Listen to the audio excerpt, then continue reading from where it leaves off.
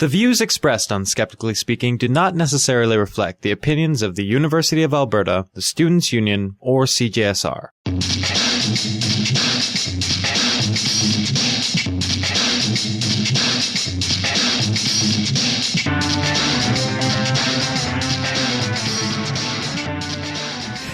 Hello all, and welcome to Skeptically Speaking, the show that asks you to call in and question everything. I'm your host, Desiree Schell. If you've been on the internet at all, ever, you've probably noticed that you can't believe everything you find there. You have your 9/11 truthers, the moon hoaxers, climate change denialists, the Discovery Institute, and pretty much any dating site. But there's also the alternative health claims of miracle cures for everything from colic to cancer. And while the former are amusing mostly, the latter can be costly and dangerous. Today we'll be joined by Brent Homan of the Canadian Competition Bureau to talk about health fraud on and off the internet. But first, I have a brief announcement from the British Columbia Skeptics.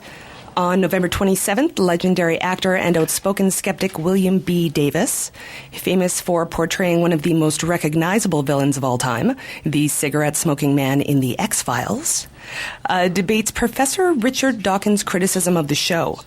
Did it really undermine rational thought and promote pseudoscience? The Centre for Inquiry Vancouver is hosting this event, and if you'd like more information, go to centreforinquiry.net/Vancouver/events. And speaking up, our Speaking Up segment today is about a new spin on an old favorite. We have Brian Gregory on the line to talk about his new project, Virtual Drinking Skeptically. Brian's a software architect whose career has grown up on the internet. He's been skeptically minded for most of his life, but like a lot of people, has only recently discovered the movement. He considers himself a walking example of why people need to be taught the difference between rationalization and being rational. He also likes long walks on the beach. Certainly. Thanks, Brian. So tell us about what you're doing. Well, I mean, a lot of your listeners probably have heard of Skeptics in the Pub or Drinking Skeptically, which are, networks of local skeptical social groups. They're all over the United States. They're all over the world. I know Skeptics in the Pub is mentioned regularly on some of the podcasts that we all listen to. Mm-hmm. They are pretty much they're social events where people can go, skeptical people, like-minded, critical thinkers, and fellowship, network, hang out, act goofy, and the like. We pretty much just take that same idea and try to do it online. So we attended last week, the whole Skeptically Speaking team. Yes, you did. And by attended, I mean totally crashed your party and forced you to deal with multiple technical issues instead of actual conversation. You're welcome. Thank you. We had 6 people on one screen, so there's obviously bound to be problems. But regardless, what we were able to hear and see and participate in sounded very fun, actually. We usually do have quite a bit of fun. I mean, we do probably a little bit more than some of the groups I've attended go to. I mean, we're all geeks. Most of us have met on social media like Twitter or Facebook. We spend most of the time fooling around. We also communicate, network, talk about what's going on in the news, skeptical topics, anything from the latest H1N1 news to what events are going on, who we've met, because we're all, fans as well. The biggest problems we have, it works well. The software, not quite there yet, but it works well enough. The tools we're using right now, there are free multi-video web chat sites. There's a couple of them we've tried. We usually get, 6 to 8 people, maybe some more, and we end up talking most of the night. And actually, the operative word here, people, is free. Yes. One of the things about drinking skeptically, or Skeptics in the Pub, whatever the case may be, is that you usually do have to buy your own drinks there. So you can participate in the comfort of your own home.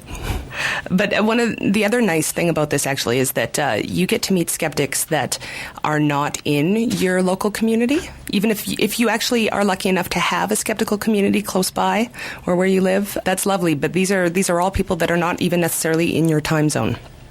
Yeah, this is one of the things that I really love about doing this group is that I get to meet people from all over the country and all over the world. We've had people from Australia show up one evening when we went very, very late. But I love meeting people I haven't met before, people with different points of view, people who have different cultures they live in. So, and I'm a talker, so I got a selfish mode, so. So what kind of discussions have you had so far? What are some of the highlights? Well, because we feed the group a lot from Twitter, there is quite a few atheists that show up. We do have a lot of talks about what's going on in the United States with atheism. We also exchange funny video clips, like the latest Mr. DDD. Let's see. Last time we had a nice conversation about what was Young Ones. Brilliant. There's the number of Young Ones fans in the group. So I wonder, is that a skeptical thing? I don't know. I own the box set. I just like. Yeah, I do too. Okay, it's awesome. There is some overlap. So, how important is alcohol to virtual drinking skeptically? Like, are non-drinkers going to be welcome? Because when we were there, although our sound was off half the time and we were dealing with all those technical issues, it didn't seem like anybody was smashed, which is lovely. Yeah, actually, last week I was a teetotaler. I was drinking water the whole time. So you don't have to drink, although it's nice that you don't have to drive anywhere afterwards. So anybody yet another selling feature to get comfortable. Perfect. So who's your target audience here? Who do you think should be coming out to virtual drinking skeptically? Well, pretty much anybody that I'd like to meet. But we have a wide range. We have both young and old. We have both hardcore skeptics and some of the milder skeptics. People that talk a lot, people who don't talk a lot. We have all the gamut. So pretty much every week the group changes. We have regulars, people who like the concept, and we talk a lot on people who like to talk a lot from Twitter. And then we have people that show up from time to time that they have other things to do. There's really not much commitment you have to the group, and also it's a video chat, but you're not required to use the camera. We also have the tools support just audio, and they also have a text chat. So people aren't comfortable with jumping in, or they don't have the computer that supports the video or whatever. You can just come check it out. You can see the video streams. If you're not interested, that's up to you. Perfect. So where can people find out more about virtual drinking skeptically? Well, I have a blog, Virtual DS at WordPress. You can also, there's a Facebook group for Virtual Drinking Skeptically. There's also a Twitter that you can follow, Virtual DS, or you can follow me if you want to get an outrageously large amount of tweets. You are a high-volume tweeter, sir. Yes, I am. It's an addiction. I'm sorry. We don't judge. Thanks. All right. Well, thank you very much for being here, Brian. And thank you for setting this all up. This is... Thanks for having me on. Yeah, this is a great opportunity for people to get to know other people outside of their own skeptical communities. To as I was actually thinking last night, for people that are disabled in any way and are housebound for a short period, perhaps they have the H1N1 flu. This is a good way to get your skeptical fix without leaving your house at all. Absolutely. And a lot of us, some of us have families too, which is another reason why we would be in the house. So Absolutely. So we will be back, but probably not all of us at the same time. We were rather intrusive. We have one tonight at 9 Eastern time. I guess it's shortly after your show ends. So anybody who wants to join us tonight, we're going to be chatting it up and having fun. Perfect. Yeah, so everyone hear that. If you are not going out tonight, you have some place to go, virtually. Thanks very much. Thanks. And if anyone out there is interested in appearing on Speaking Up to talk about a new event or a project, or just to share some information about a favorite skeptical or science topic, do head to the website at skepticallyspeaking.com and visit the Speaking Up page. We'll be right back with Brent Homan from the Canadian Competition Bureau right after this.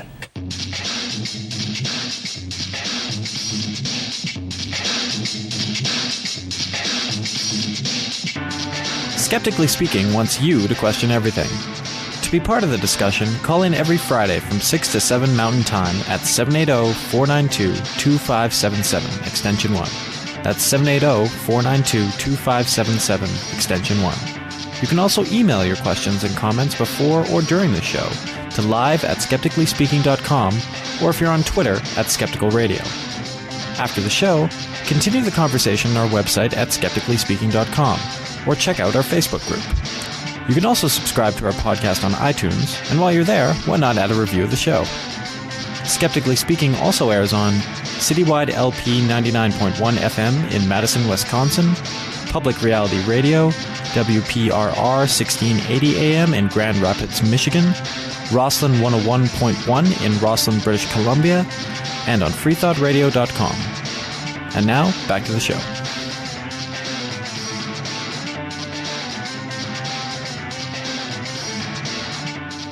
Welcome back to Skeptically Speaking, and I'm your host, Desiree Schell. We're talking today with Brent Homan from the Canadian Competition Bureau about health fraud. Brent is currently an Assistant Deputy Commissioner of Competition for the Fair Business Practices branch of the Competition Bureau and is partially responsible for the Competition Bureau's misleading advertising program. He joined the Bureau in 1999 with the Mergers branch, taking a senior position with the Fair Business Practice branch in 2002 to lead misleading advertising investigations in the areas of price representations, e-commerce, and health fraud. He spearheaded Project Fairweb, an award-winning enforcement program aimed at combating misleading representations found on the Internet.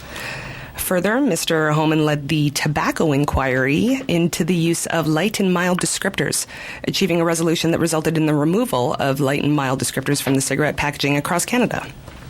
Brent holds a bachelor's degree in economics and political science from Carleton University and a master's of arts in economics from the University of Ottawa. Welcome to Skeptically Speaking, Brent. Thanks very much for being here. Oh, thank you. It's good to be here. So can you explain what the Competition Bureau does? Oh, well, really, the Competition Bureau is the antitrust authority for Canada, and so we look at various competition issues as well as consumer issues. On the antitrust side, we review mergers to determine whether there be a lessening of competition. We also look at criminal conspiracies such as price fixing and bid rigging. But as it relates to the fair business practices side, what we do is we look at misleading advertising and deceptive pricing practices and deceptive practices in order to ensure that representations regarding any type of product or service are actually true. So what's the Bureau's role in health fraud specifically? Well, health fraud, we enforce the Competition Act, and in enforcing the Competition Act, there's certain provisions under the misleading advertising provisions of the Act. And what that says is that if you're making a representation, it has to be based upon adequate and proper tests.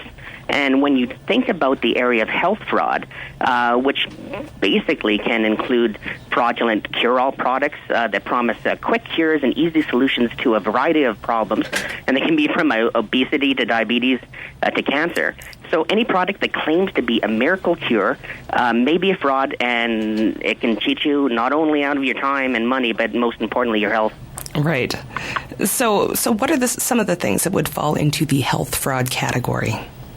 Well, I can talk to you about certain initiatives that we've taken in the past. We've been concentrating on the health fraud area since around 2004, and we've had campaigns that targeted weight loss fraud, and then we went on to diabetes fraud, and most recently, we've been involved in a campaign called Project False Hope, which targets misleading cancer fraud. And we're doing that by a combination of both an enforcement program going after fraudulent marketers of cancer cures and treatments, and as well as an outreach and education program. And that is providing Canadians with the tools and the tips necessary in order to recognize this type of fraud and hopefully to stop from becoming defrauded. Perfect. And I'm gonna want to talk about Project False Hope quite a bit later.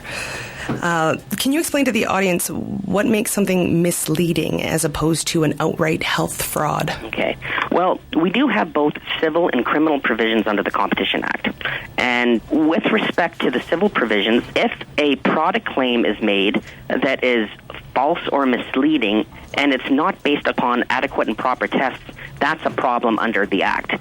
So if you're making a claim, if you're saying that your pill or your lotion can treat or cure cancer, then you better be able to back that up with some tests that show that. And, that's really the crux of the problem with health fraud, is that there's this asymmetric information advantage on behalf of those people that market these products. Right. Consumers generally don't know what a product is based upon, so they have to go on the goodwill of whatever the representation is made.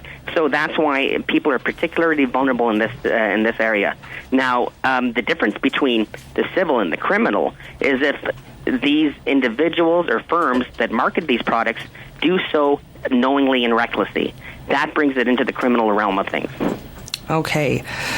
Now, the Competition Act says that authorized health products will display either an 8-digit drug identification number, a natural product number, or a homeopathic medicine number on the label.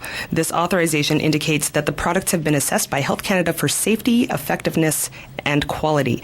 So does the Competition Bureau have any say into the standards for that safety? Well, first, did you mean you're talking about the Health Act, not the Competition Act? Okay. Yeah, because we deal with the Competition Act. What you're talking about is related to Health Canada. Okay. Yeah, but we do, because we have provisions that relate to false and misleading advertising, we're able to look at health products and services as well. Right, but do you actually have any say into what the standards are? No, we are not a regulator. We're a federal law enforcement agency. Right. So really what we're doing is identifying and trying to correct market distortions where they exist and where there's a potentially misleading advertising. Right. What I'm doing is setting the stage here. So you can only pursue actions according to what Health Canada deems the standard. No. Okay. We let me give you an example here. Mm-hmm. Are you familiar with the Sonabelt? I am. Okay. Well, Sonabelt is a matter that we took back, and we announced it back in 2008. And the Sonabelt, obviously, a lot of people saw it on infomercials, and they were making claims of being able to melt away fat and cellulite, resulting in a significant and effortless weight loss. We looked into that, and we arrived at an agreement with Sonabelt. In our view, it was false and misleading.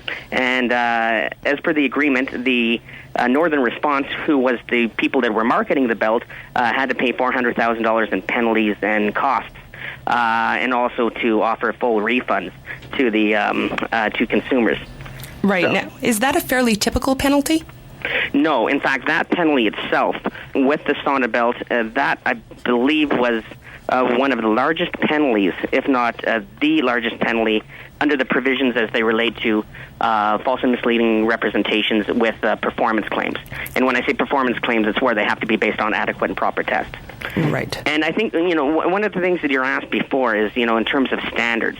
Well, when we, and I can talk about investigations in general, when we do conduct investigations, there's various ways that you can proceed. But often in investigations, we will seek the expertise of experts in the field in order to determine whether, and to evaluate product claims and to determine whether the product or the service actually does what it says it does. Okay. Now, I know that a lot of people are probably planning to call in and ask questions about homeopathy. Do you or would you not to be able to answer the question, but homeopathy hasn't shown its effectiveness in randomized, peer-reviewed studies beyond the level of a placebo. So why are they allowed to market themselves? Would you be able to answer that at all, or is that related to you? No. Right. What we do is we respond, we will look at a product or representations on a case-by-case basis. So, whether it's in various different fields, if there is a concern, if we're looking at the product, we have a concern with respect to the representations, then we may choose to proceed. I wouldn't say that we would. As I said, we're not a regulator, so we wouldn't pronounce on certain fields in general.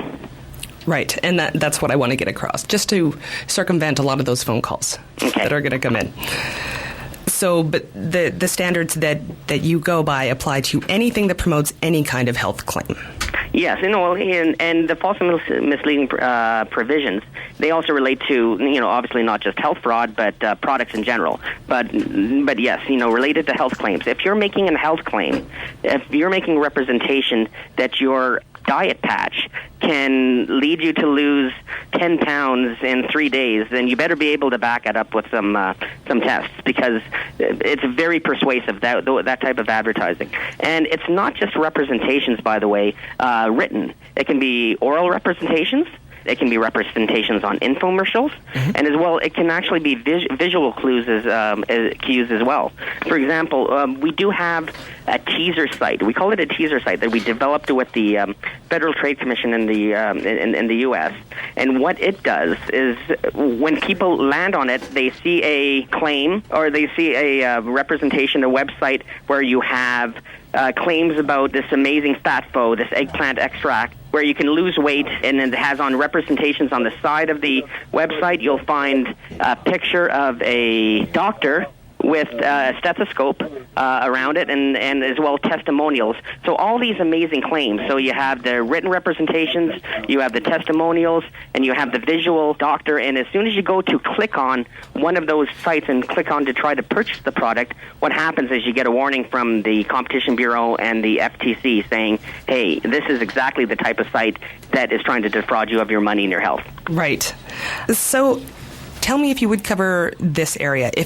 If it was found that an herbal or homeopathic remedy that was marketed as all natural had actual medicine in it, would that fall into your domain? Well, we don't do evaluations without having a look at the actual product and the representation. So I can't give you an on-the-spot analysis. We really would have to take a look at the representations, determine whether the representations are material. And when I mean material, I mean representations that will lead consumers to make a purchase of a product, and then evaluate whether, again, they're based on adequate and proper tests. Now, how does the Competition Bureau decide what cases to investigate then? Well, do you pursue that on your own, or do you wait for complaints? There's various different ways we can come about it. Often we receive complaints, and we often do commence investigations as a result of complaints. But in addition to that, what can happen is we take a look at the markets and determine what is the greatest risk. For example, with Project False Hope, what we did is and this was the cancer fraud campaign that we started last year, is we did an intelligence report in terms of taking a look at different risks to consumers. And we found that with respect to cancer fraud, it was right up there in terms of the risks. And so to that extent, we decided that we were going to focus on that and focus on cancer fraud for this campaign. Okay, so what are the other campaigns that you're currently running? Well, this is the most recent health fraud campaign, the Project False Hope. Prior to that, we had focused on diabetes and diabetes cure products, because as it is right now, there is no cure for diabetes. So we were looking at potential products that would claim to treat or to cure diabetes. Now, what we often do is we do internet sweeps. So with a campaign, for example, the cancer fraud, we would go out on the internet and try to identify sites that are potentially problematic. Right. As a result of that most recent campaign, we identified approximately 100 sites that were potentially problematic. And at that point in time, if we have concerns, what we do is we ask these individuals to either correct their websites, or if it's egregious enough, to remove the website altogether. And with respect to that, we've had a 96% compliance rate. And what we do, though, is because a lot of these sites are on the internet, they're internet sites, there's people can access them across the border. With the internet, health fraud becomes an international problem, and that requires an international response. And that's why we often work together with our partners in the United States, including the Federal Trade Commission and the Food and Drug Administration, as well as our domestic partners such as Health Canada. Now, you mentioned that you ask people to take it off, and you have a 96% compliance rate. Yeah, what we may do is send letters requiring them to indicating that we have concerns with respect to potential contraventions of the Act regarding their websites, and requesting that they remove it. And in the event that we do not get compliance, further enforcement action, including litigation and investigations, is a alternative. Okay, you say litigation and investigation. So what's the extent of the repercussions that could happen? Well, with the criminal provisions, there can be jail time, and as well there's substantial fines. As I said, with respect to the Northern Response and the Sonnabelt, which was a civil matter, there was a fine in the nature of $400,000.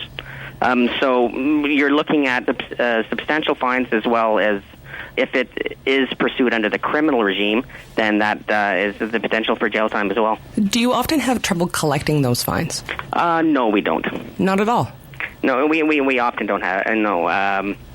With respect to the experience in health fraud, I don't recall a time where we've had a problem collecting that. Interesting. So it's generally part of a consent agreement, and it's called rather than a fine, it's a monetary penalty. So often we'll look for the penalty alongside potentially costs of investigation. Okay. So what's your success rate? Like, how many companies have received penalties, let's say, for health fraud?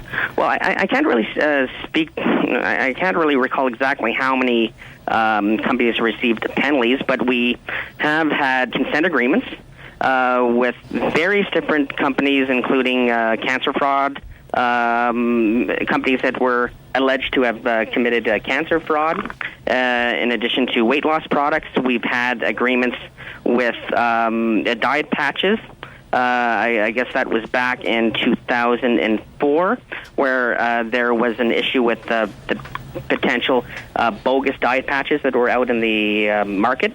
As well, back in 2004, we were also looking at concerns with toning and weight loss as it related to Ab Energizer and the Abtronic. I don't know if you remember that, but the Ab Energizer, it was these belts, an electronic muscle stimulation device, and it was purported to tone you and stimulate your muscles.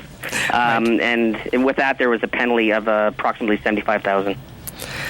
Okay, so what percentage of the total sales of that product do you think that $75,000 is? Well, I wouldn't have the answer to that. Okay. Yeah. Because it seems like maybe there's not much of an incentive sometimes for businesses to avoid, misleading statements if they're going to make more money than they would pay in a fine. Right. Well, as I said, we have had success. If you look at our sweeps, where we do indicate that there are repercussions with respect to contraventions of the Act, we've had very good success with compliance, immediate compliance, which I think indicates that that these individuals, these marketers that are marketing these products, do feel that there is a potential risk with respect to maintaining the marketing of this product when they have the Bureau's attention. Okay, maybe give me an example of what a website would say at the start and then what you would require it be changed to. I'm just wondering the levels here. Mm-hmm. Well, I in order to answer this question, it's probably good to talk about things that consumers should look for when they're evaluating a website and when they're evaluating whether to purchase a product. First of all, you really want to be aware of ads that promise too much. Mm-hmm. And as well, steer clear of products that claim to be a scientific breakthrough.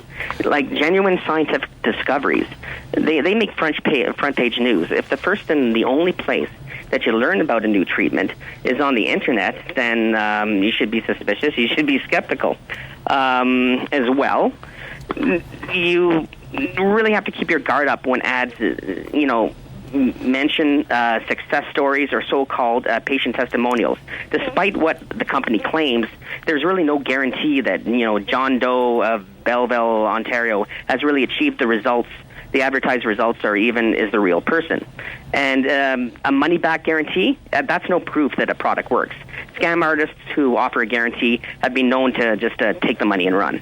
Mm-hmm. Yeah. And as I said, we do have these teaser sites where consumers can go on the Competition Bureau website and see exactly what type of site would market these fraudulent products. We also have as part of Project False Hope, we have some education materials called The Anatomy of an Online Scam. And what happens with the anatomy on the online scam, you can go on and you can kind of see these tips in action. So it kind of tells the consumer exactly how to recognize that they're being scammed. And this education is really, really important because, aside from the enforcement that we do, when we educate consumers, what we're doing is really enlisting them in the fight against fraud. And at the same time, you're increasing the costs to the fraudster because you're decreasing the potential victim pool because less people are susceptible to being defrauded by this. We had, in the past, we have, believed, for example, weight loss fraud. When we looked at weight loss fraud, we found that there may have not been a lot of complaints. And a lot of that is because of the vulnerable nature of consumers in that area. There could be individuals that will try a alleged weight loss product, and once it fails, they're either too ashamed to report it or they just feel that it's their fault. So a lot of times health fraud goes unreported. So maybe give me an example. So if a website said something about, you will lose 10 pounds per day on this miracle weight loss treatment, and of course that would be misleading, and then you went in and you asked them to change it, what would you ask them to change it to? Mm-hmm. Like what I'm asking is, what is the most that they can promise without it being considered misleading? Well, I think the advice that we give on our teaser site about weight loss products is that claims such as lose weight without any effort, lose weight overnight, lose weight and keep it off, lose weight without exercise, there's really only one way to lose weight, and that includes exercise regimen and relating to caloric intake. So any kind of claims that allude to the fact that you can lose 10 pounds in 3 days and losing it while you're sleeping, losing it without any effort, eat whatever you want and lose 10 pounds in a week, those are potentially misleading. Okay, so for example, what about something with subjective symptoms? So for example, this herbal product will, eliminate your headaches. And then let's say I buy the herbal product that turns out not to eliminate my headaches. Now, is that considered health fraud? Well, again, we'd have to consider the product. We'd have to look at the representation, and in certain instances, we would need to determine whether it was based on adequate and proper tests. So, what are adequate and proper tests then? Adequate and proper tests, when we conduct an investigation, mm-hmm. we will request tests. Like I said, often we will seek the advice of expertise in order to determine whether the tests do support the performance claims that are made. Now, this provision that performance claims and representations have to be made on based on adequate and proper tests, mm-hmm. it's a reverse onus provision, which means that the company has to have the tests available. Okay. If I had a problem with that aforementioned herbal remedy, is there a number that I could call that would start this complaint process going? Like, how does an individual get their case heard?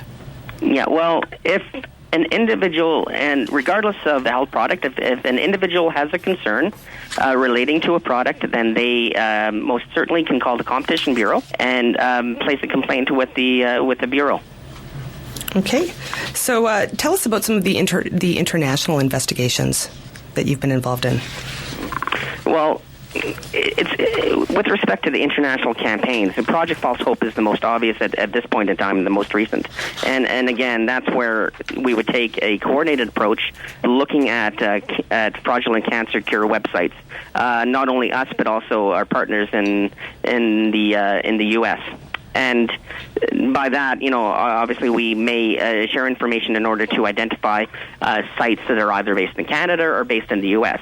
You see, when I talk about internet fraud being an international problem, you can often you may have a company that's operating in one country and then targeting victims and targeting consumers in another country and with money going somewhere else. So that's why, you have to have an international response in order to kind of combat that. And as well, if a company in Canada, for example, gets a notification and is contacted by not only Canadian authorities but authorities in the U.S., it really sends the message to these people that there's no place to hide. It's not that they can jump the border and set up shop in another area. Okay, so is it possible for a business to lose their license altogether?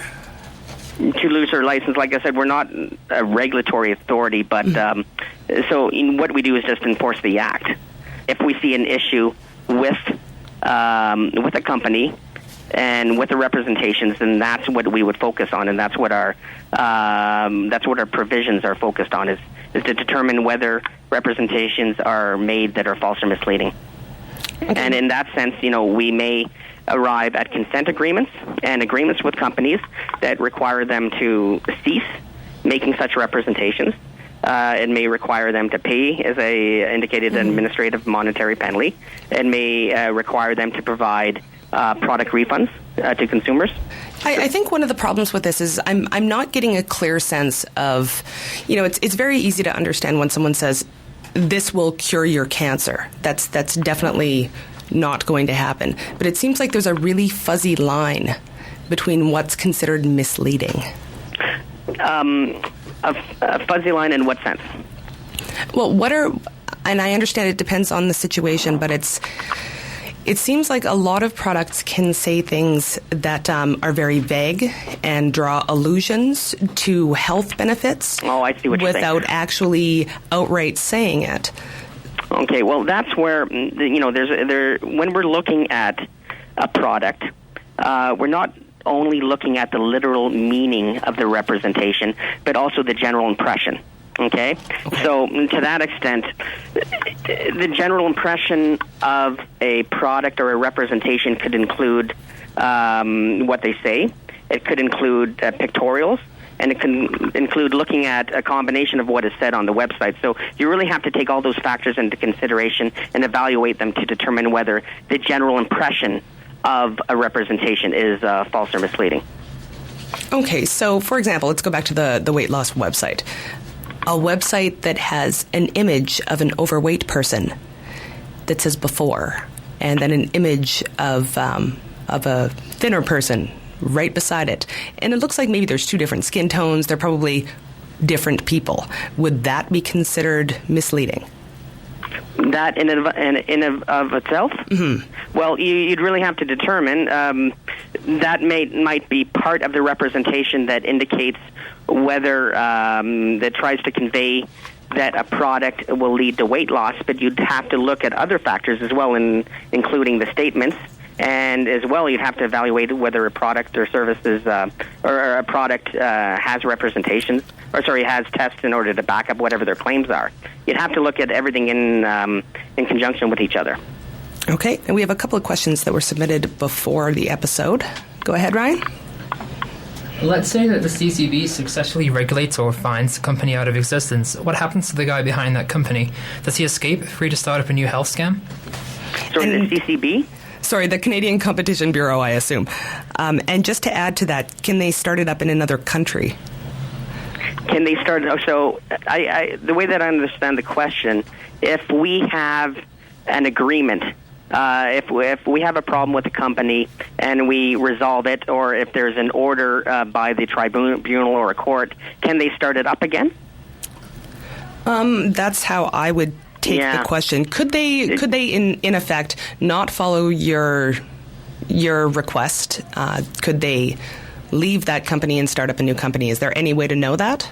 Well, generally, if it's the same company, first of all, if it's the same company that has an agreement with the Bureau, and as part of the agreement, they're to cease from making representations in contravention of the Act, and then they go about and do that, then that's a violation of the agreement itself. So we would be able to kind of address that way. Now, in terms of going to another country, there's other countries that have their own consumer kind of protection legislation. Mm-hmm. So to the extent that somebody goes to another country and they start to conduct the same scheme, then they could fall afoul of the legislation of that country. All right. There's another website question. Are there organizations in favor of health fraud and all its delicious money that actively fight the CCB? Can we name some names? I think what the person is trying to say is not that are actively pro-health fraud, but are trying to actively resist the changes that you're trying to make. That actively resist the changes? You mean against the ability for us to kind of enforce the act as it relates to health fraud? Mm-hmm. In terms of organizations, none come to mind.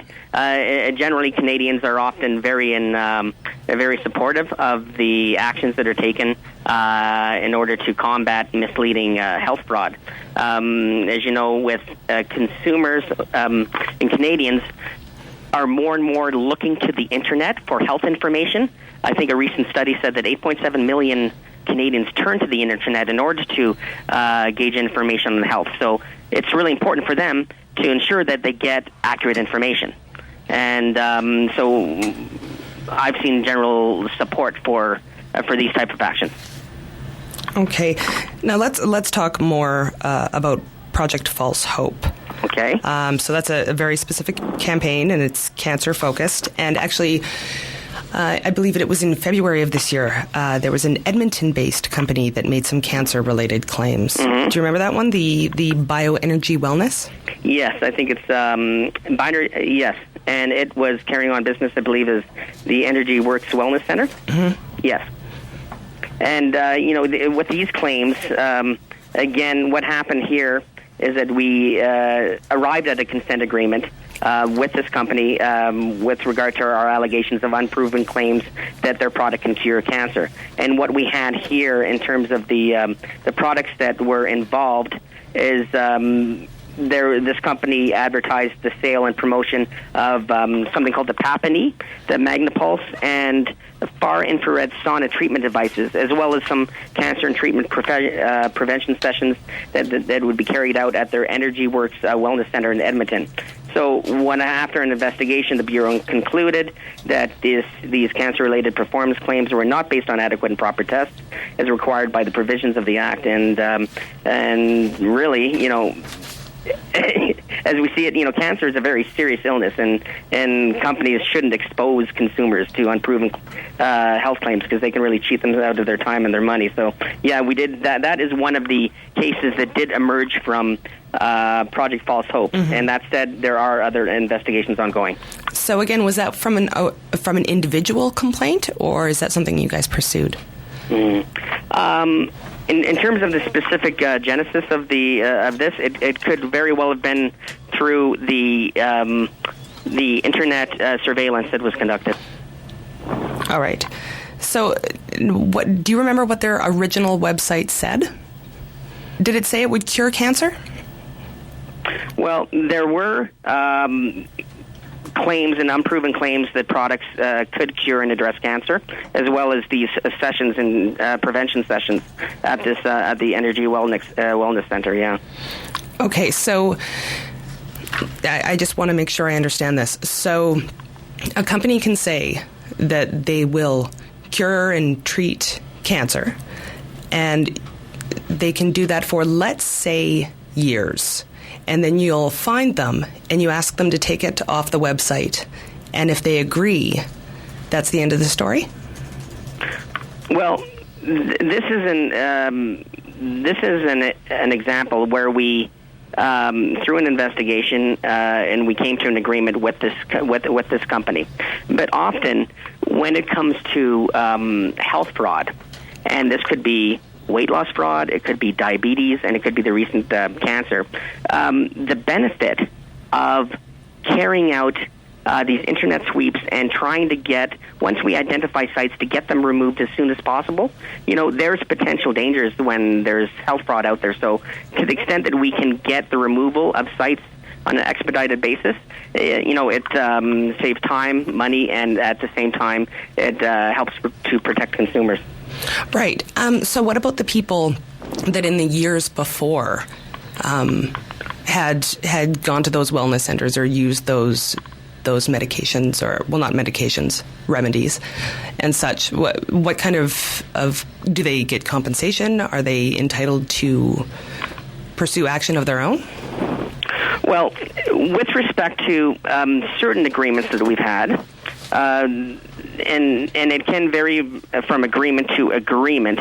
For example, with Northern Response, with the sauna belt, consumers who purchased the sauna belt could obtain a refund. And so as part of certain agreements, we will try to seek refunds for the individuals. Okay, what if, let's say, they had resulting medical concerns after that? What would you suggest they do? Well, as an antitrust authority, if they have resulting medical concerns, we wouldn't really kind of comment on that. We would just basically look at the antitrust and the antitrust aspect of it. Right. If there's medical concerns, I would say that the individual would probably be good to talk to a professional and a lawyer in order to determine whether there's anything that can be, any reparations that could be made. Perfect. We have someone in the chat room with a question. Yes, K.O. Myers from Grassroots Skeptics asks from the chat room, will your agency only investigate claims made by consumers who've actually purchased the product, or can you pursue claims reported by skeptics who haven't been personally misled? Oh, you don't have to have purchased a product in order for us to look at a complaint. So if individuals have complaints with respect to potentially misleading websites or misleading products or misleading services, they can most certainly lodge a complaint with the Competition Bureau. So this is something that you might offer as a community service activity to skeptical groups. If a bunch of people wanted to get together and search the internet for a day and send you a big list of potentially misleading websites, that would be encouraged? Well, if individuals identify potential problems with or areas of concerns, then it would be more than happy to receive complaints. Okay, what kind of time period are we looking at from the time that somebody complains to the time that, should the website actually be seen as misleading, that the website would change? Yeah, that really does vary on a case by case basis. Mm-hmm. With respect to Project False Hope, the first step was to conduct the internet sweep, but obviously you also have to there's analysis involved, and if product or service or a firm is determined to have if there's concerns that they have conducted themselves in a false and misleading manner, then there can be an investigation, and that can take time. So there's no real set time period. Okay, how many investigations would you say you've done in regards to health fraud? Investigations, I can't really comment on ongoing investigations. Obviously, we have done quite a few investigations. We've done investigations into you identified the Energy Works. We've looked at unproven weight loss claims with respect to Northern Response, and as well with diet patches. We've also looked at, in the area of health fraud, the belts relating to the muscle stimulus belts with the Ab Energizer and the Abtronic. And these are just cases that resulted in consent agreements and resulted in agreements. There's also obviously investigations that may be ongoing that, of course, we can't comment on. Okay. Would you consider that there's a lot of obstacles to actually taking action on health fraud on the internet specifically? Well, for us, when we look at a matter, first off, we have to determine, the representation and whether it is material, whether it will influence a consumer in order to purchase the product. Again, we've conducted investigations and using expertise. So in terms of obstacles, I wouldn't say that there's a serious obstacles. The only obstacles, of course, being limited resources and unlimited demands on those resources. Obviously, we have to pick and choose those areas that we believe to be of most risk to consumers. And that's why we had to determine, we will set priorities in health fraud. We will set priorities, for example, with Project False Hope, the cancer fraud a few years back, looking at diabetes, and behind that as well, the weight loss fraud. Often that's what we do is we try to concentrate on a specific area that we believe poses a risk to consumers. Okay. Another listener question from the website. Yes, Anxious Medic asks from the chat room, do they release the judgments of the Bureau online? Oh, yes. Well, if once an agreement is made with the Competition Bureau and a party, then what will happen is that agreement, if it's a consent agreement, it can be registered with the Competition Tribunal. So anybody can go online to the Competition Tribunal and take a look at those agreements. And in those agreements, it will tell you the terms of the agreement as well as often the concerns of the Bureau within that full agreement. And all of the agreements are listed online? For consent agreements, they would be listed online, yes. What wouldn't you list online? What wouldn't be listed online? Well, investigations that are ongoing. If an investigation is ongoing, then clearly it wouldn't be listed at the tribunal website until it's concluded. But often, as well, what we will do is, even if we have an agreement with a company that's not even registered, if a company agrees to undertake to take corrective action, then we will often issue a press release. We believe that it's important in order to promote compliance amongst the industry for us to get out there and send the message and say, hey, this is what's happened. So to the greatest extent possible, when we conclude an agreement where we have a resolution where parties have agreed to stop behavior, then we will issue a press release. All right. Has any company ever said no to changing their website and decided to take it down instead?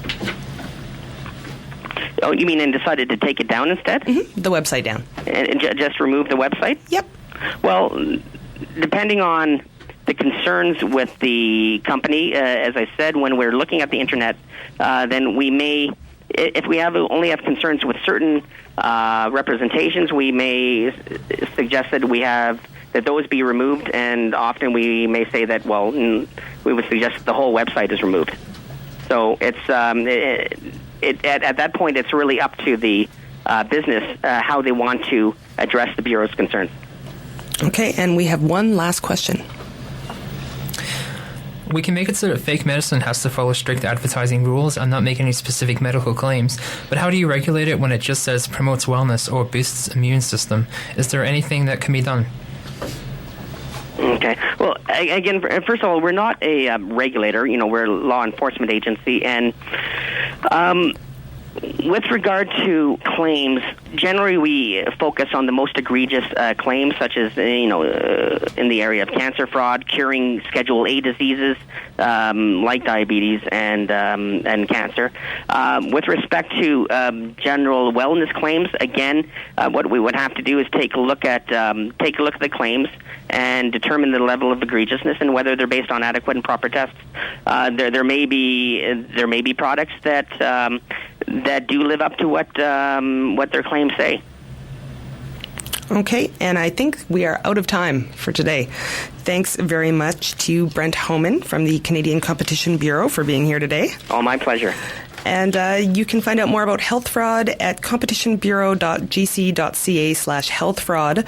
And although we didn't get to touch on it too much, the interactive portion of the websites for Project False Hope, actually, that Brent was talking about, Look at the icons on the right-hand side of the page. They're very well done, and you can pass them on to your more credulous friends and relatives. And as always, you can visit skepticallyspeaking.com to comment on the episode and to find links to our Facebook group, Twitter feed, and subscribe in iTunes. Thanks for listening, and we'll see you next week on Skeptically Speaking.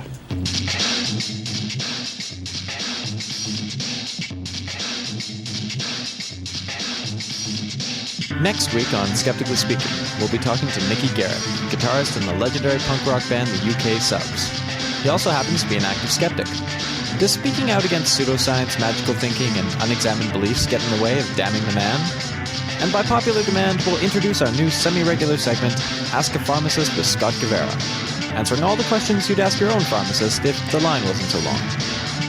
All this and more on the next Skeptically Speaking, every Friday at 6 p.m. Mountain Time, here on CJSR.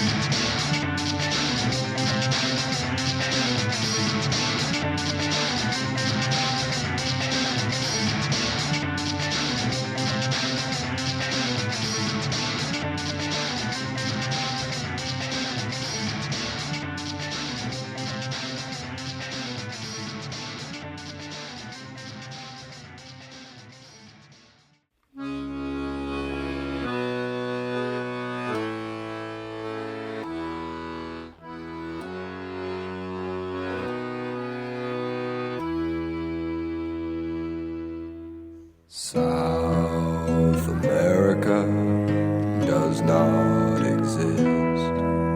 The moon is painted on the sky. Things sometimes fall up, but you never see. And everything you believe is a lie. Dinosaurs were invented by God as a test. Our bodies don't rot when we die. Oh, the hippies are working for the government, and everything you believe is a lie.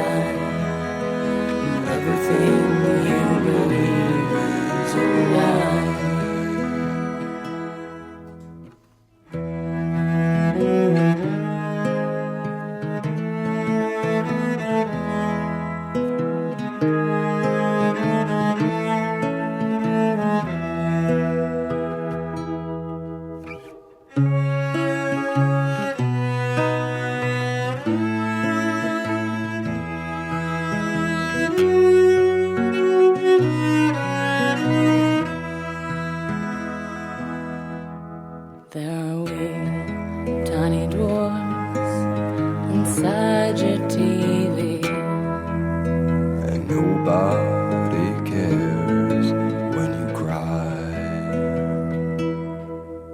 Your mother resents you, she wanted a girl, And everything you believe is a lie.